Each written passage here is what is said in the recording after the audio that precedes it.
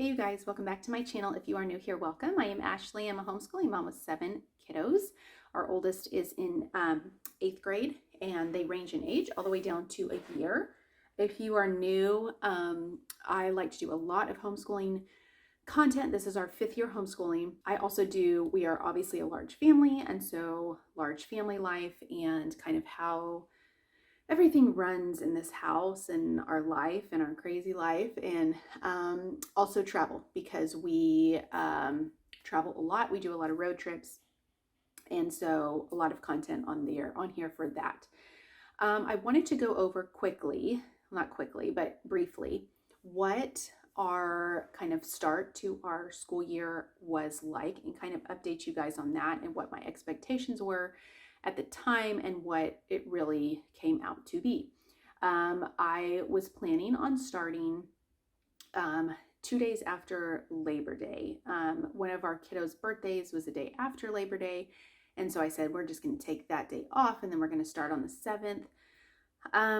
And we actually ended up starting a day early on her birthday, because we kind of did what we were going to do. We knew we weren't going to open presents or anything till later on in the day after dinner. And so we had some free time, and I said, let's just start early.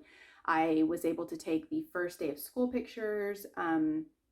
We had all of our material. They had their outfits, their first day of school outfits. And so we just did it. That is kind of the joy of this lifestyle, is that we can say, hey, let's start earlier because we can. And we kind of gradually moved into it. We did not do a full day. We did not do all of the subjects. I was not rigid on them finishing at a certain time, which I never am, but because we started later, I didn't have a lot of high expectations, because I knew it was just going to kind of be a laid back, kind of definite first day, if not the rest of the week. So we did that. We started that. In kind of juggling our schedules and seeing what works and what doesn't. I do this every year because every year something changes with curriculum or with extracurriculars or whatnot. We have 3 in baseball, 3 in taekwondo, the same 3. And then I have 3 in dance. And so our schedules are obviously all over the place, and each day is different. And, baseball games, if you are a baseball mom, you know that baseball games are not always the same day every week, for Little League at least. And so that is what I've been trying to just I juggle every week. It's a different juggling act. And so each day is different. And I just really try to not put much expectations on myself or on homeschool in general for a schedule, a more of a specific schedule or flow. Now, with that being said, I had some certain expectations for pre-K. I've been a little bit more loose than I thought I was going to be with it, a little bit more flexible with that, because he's kind of just, this is my 5th kid. He kind of just goes with the flow. Now, he does like to be busy all the time. Like, he likes to, if his siblings are working, he wants to have something to do, which is totally fine. But sometimes it's like, okay, it's not your turn yet. I need you to sit and do X, Y, and Z while I am finishing this up. Because obviously his older siblings kind of take precedent with, if they are trying to finish math or language arts or something like that, I want them to get that done, versus just some worksheets. And so I try and do, some busy work for him. There's a lot of downtime for him, because some things I try and combine my first grader and him with, as far as letters and crafts and things like that. But some things, obviously my first grader has more stuff, or, higher level stuff. And so it can't always be combined. So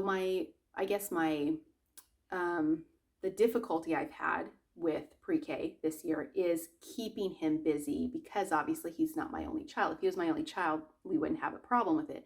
But because he has 4 others above him that are doing school, making sure my 8th grader does language arts. And again, my oldest are pretty good with when I say, you got to wait a minute because I'm trying to finish this. If I don't finish this now, I'm going to lose their attention span and I'm not going to get it done. Really just that juggle. And I think I've really come to the realization that, having such a wide range of ages that are schooling, really, you have to be as flexible as you can. Now, with that being said, there might be some people out there that it is literally hour by hour, and I am proud of you because I can't do that. It would just drive me crazy to do that, because I would just, again, I've always said I have to have this flexibility. I have to have flexibility to, answer a doctor's phone call or make an appointment or change a diaper, or, when they were itty bitty, to give them a bottle. I mean, it was just a little bit different. And so I have really come to understand that a flexible schedule is such a key component to keeping my sanity and keeping my kids' sanity. It might not be, like in pre-K and actual school, they would have hour by hour. But my youngest kids don't know that. And so it's just kind of, I give you what I give you, and this is what I want you to do at this time. I had a schedule for pre-K that I was trying to follow, and, to an extent, it's worked, because I will do, his workbook work at a certain time. And when I know that I can focus on him more than the older kids, or if I need to focus on the older kids, then I can have him do busy work. As long as he's kept busy, he just has to be kept busy. So that is kind of where we are with that. It's just probably more flexible than I thought I was going to be at the beginning of the school year. And that's okay, because again, if it keeps your sanity, do it. What else was I going to say? Oh, alternating days. So I originally had like Tuesday, Thursday, I'd have to look back at the schedule. Tuesday, Thursday, my little kids' science. Monday, Wednesday would be my older kids, and doing things like that, alternating that way. What has kind of worked a little bit better for me is taking one day, because my older kids take a little bit longer to do their main core subjects, is taking a day and doing all of the extras on that day, as long as we are caught up.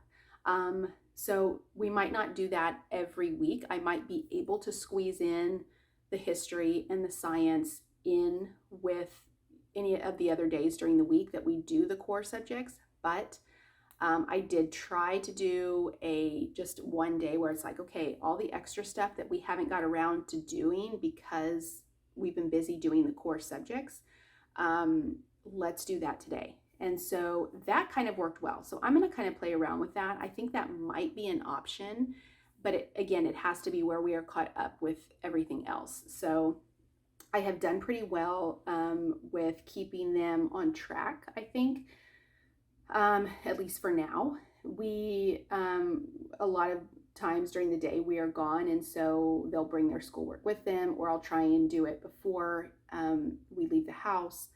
Depending, they have a box. I don't have it here, but they have a box, like a little box thing that they carry around with them, and so they can take it on the go. So that works out well. I think overall, the year has started out well. I just have to stay on track and make sure that they stay on track, because that is so key.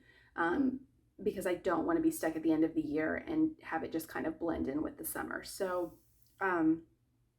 I think we're on the right track. My 8th grader, I will go over that in a different video. He's moving pretty quick in his language arts in the book studies.